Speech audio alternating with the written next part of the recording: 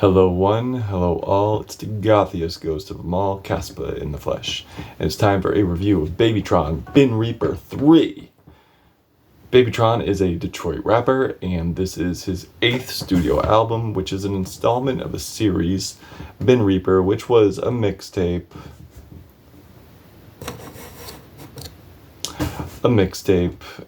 and then the second one was an album, and now this one is an album. And Babytron, when he first hit the scene, bars are very humorous, still humorous to this day.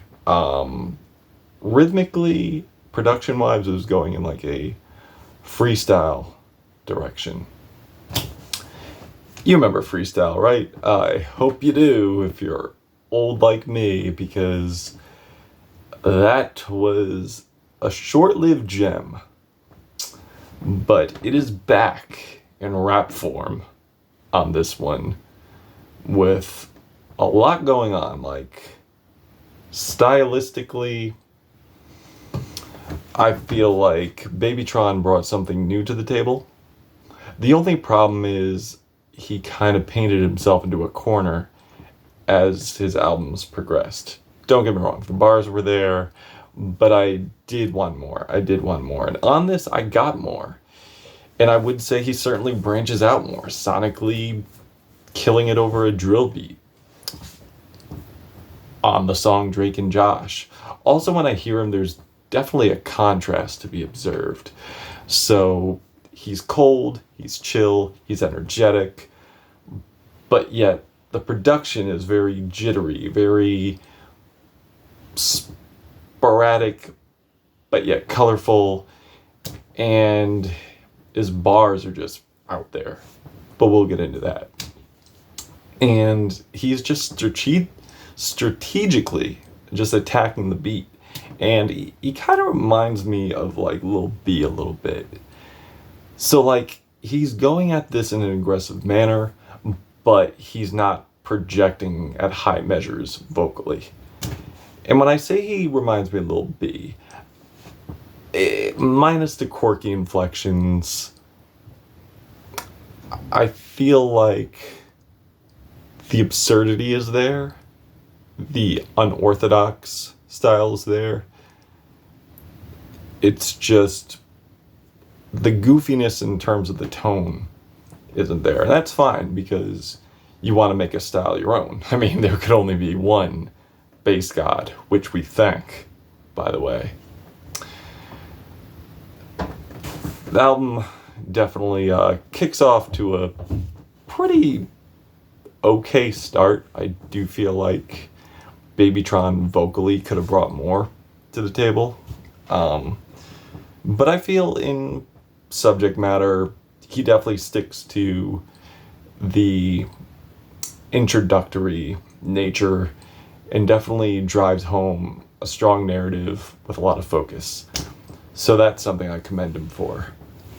Myspace, the production has like these speedy rhythms contrasting with these eerie piano synth bass and chords and these bubbling synth arpeggios. It kind of reminds me of Bone Thugs in a way, and what they did on their Art of War album, which makes sense due to the fact that that originated in the Midwest, and voila, he's a Midwest rapper, so that makes sense. And a little mix of what Weezy did back when he was with Cash Money. And if you're old like me, you remember. And there's just elements here of like 80s rap, 80s pop, 90s pop rap, with the mix of Detroit style production and bounce. And what Babytron brings is just like an onslaught of brags in terms of work ethic, stature, ambition, some scamming, girls, drugs, the norm of gangsta rap and trap. But he brings humorous wordplay to the table. He makes it fun. Kind of like Cameron, in a way. except Cameron has more of a decoded style that you need to like pick apart. With Babytron, it kind of all flows together. Like, he just gives you this string and just thematic,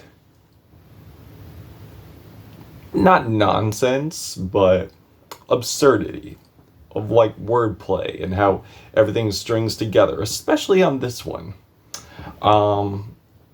Can You Swim like brings that vibe as well. Like, it's just like a mix of humorous wordplay, mysterious style production, and just really brings it on this one. There's a handful of Detroit's own producers on here, which I commend him for, that he puts in the mix, such as Danny G, Steve-O, Jake Sand, Damn John Boy, FTO Melee, and Mark Anthony. But make no mistake, even though the production's on point here, like I said, that does not necessarily mean that Babytron is lyrically weak. Oh no, like I alluded to earlier. He barely skimps on the clever lyrical fire. And he definitely makes sure you get your fair share of those, for sure. Like, saying bars like pulling up to the spot, get gas, this ain't no Valero, robbing through the hood, you might get shot with an arrow, or bitch, I had a status before Tom added a MySpace, or, and I love his cheeky displays of like 90s movies and the references he puts there, like Dog Catch the Play like Air Bud, Everybody Got a Zip and Pint, We Don't Share Drugs, or like modern day reference like On Stage I Refuse to Let You Chris Rock Me, all these damn cuss words, they can't kids bop me. Like, the dude is just insane and over the top with the wordplay and the bars. And when Babytron goes over these beats, there's definitely an animated vision that comes to mind. Like, I feel like whenever he raps, he's like drawing this very absurd, over the top gangsta cartoon that I just can't get enough of. Like, it's just so wild, it's so wacky. But it's honest too. Like, he does not really cap on here. Like, he definitely brings a reality, but yet adds humor to the mix. And he's not the first to come on a track with humor. It has been done before with whether it's BFB to Pac-Man, Young Gravy, and I can mention others that put it more in an abstract context, like Billy Woods, Freddie Gibbs, Rap Fiera. But in the context of banger mode, I feel like he really keeps it consistent. Like, there's definitely a lot of liners here, attitude and momentum that Babytron brings, where he's like flexing, he's being on guard, or he's talking to someone's woman, taking someone's woman, and surviving and showing endearment to Unky, who is a family member of his, who he's kind of cryptic about. Like, he tries to keep that under wraps till now, but just know he loves Unky, and we love Unky. And I wouldn't say I'm in love with all the bars here, though. When he says a line like, made her hit a note, then she blew me like an accordion. I mean, he wouldn't be the first rapper to make this mistake in terms of the blowing line, and it's not an instrument you blow into. So maybe it's parody here. I don't know. But knowing Babytron, I wouldn't put it past him for making like lyrical errors in that context. Silly Me is definitely a nice use of like 90s pop rap, where he cleverly inserts whoop, there it is, for like different situations, from leaving someone laid out to confirming the status of a delivery. His voice definitely evenly balances out with like a tone of assertion. It's like relaxed, but it goes to aggressive as well. Like, there's definitely a flow there in terms of like emotion and tone, for sure. And the production has like this dark, mystic bounce vibe with this analog synth bass, like chilly synth melodies. Also, again, I love how there's like a basketball theme throughout this thing. And it's in the context of prevailing. And it does the same thing too on like Tron. So I do love that inclusion. Even though on Tron I do feel like vocally, like there's more pleasing inclusions there. But still, they're both bangers. And Wake the Fuck Up tastefully samples Rockwell's Somebody's Watching Me, give it a very spooky vibe. And I like how Babytron adds a bit of a theme here, but I feel like it kind of falls short a little bit. But, you know, production-wise, the vibe is there. He does come through with some good bars. It's just I feel it could have been more tight in terms of the focus and how scary it could get. But it's still fire. But I guess I was looking for more of like a story here, honestly.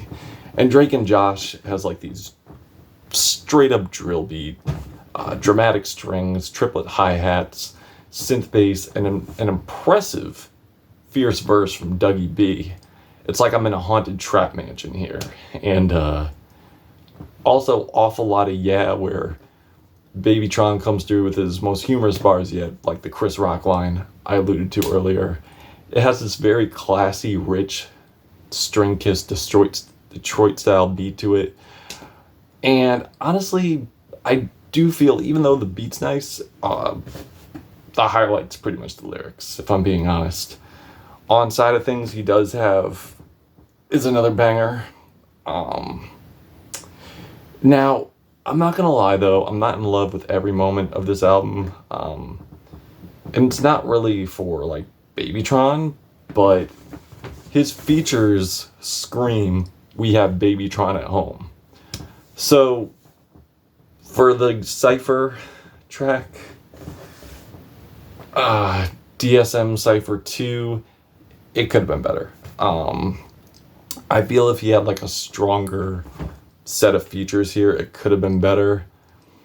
But it just really falls flat. And the production's not really that engaging either. So I could have done without this. But he does manage to stick the landing at the end for sure. And aside from some bad features, aside from some weak bars here and there, he does come through with some of his best bars yet, some of his most creative wordplay yet. Pretty diverse flows for the most part, pretty diverse production for the most part, and I enjoy this. I am feeling a 4 black hearts out of 5 on this. I dug it. But what did you think? Did you love this album? Did you hate this album? And why? Caspa, the Gothic Ghost, Babytron, Bin Reaper 3, till we meet again. Oh, and today is my birthday. Shout out to me.